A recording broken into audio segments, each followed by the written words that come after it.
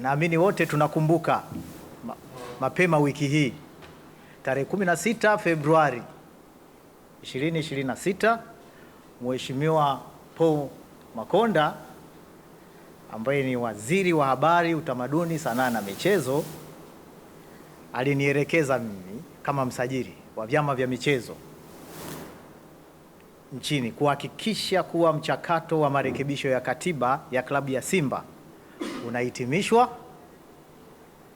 kwa mujibu wa sheria na kanuni za usajili wa vyama vya michezo kabla mwezi huu haujakwisha. Maelekezo hayo ya Mheshimiwa Waziri yalikuwa ni ya kusisitiza na kuhakikisha kuwa hatua zote za kisheria za kiutawala zinakamilika kwa wakati kwa maslahi ya klabu, wanachama wake na maendeleo ya michezo kwa ujumla. Napenda kufafanua kuwa mchakato huu wa marekebisho ya katiba ya klabu ya Simba umepitia katika michakato mingi. Kwanza uchambuzi, una tathmini na uidhinishaji wa marekebisho ya katiba. Sasa haya yote yalikuwa yameshafanyika. Mchakato huu tayari ulikuwa umeshachakatwa. Ulibaki mchakato mmoja tu ambao ulikuwa ni kuwakabidhi klabu ya Simba katiba yao, kwa sababu katika michakato tulionayo kuna michakato wanawasilisha katiba.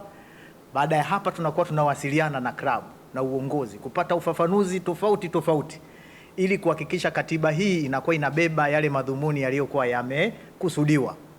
Kwa hiyo katika mchakato huo, mchakato wa mwisho kabisa ni wa kukabidhi katiba, ambao unapokabidhi katiba hiyo unahakikisha kwanza uongozi wa klabu ya Simba una sign, unakubali kwamba haya ndio marekebisho sahihi na yamebeba yale maudhui waliokusudia kwenye fomu maalum ambayo wana sign, ambayo tayari sasa kupitia maelekezo hayo ya Mheshimiwa Waziri, ofisi ya msajili imeshakamilisha hatua hiyo ya mwisho ya kukabidhi katiba na kupokelewa rasmi, ambayo katiba imeidhinishwa. Kwa hiyo katiba ya klabu ya Simba imeshakabidhiwa kwenye uongozi wa klabu ya Simba.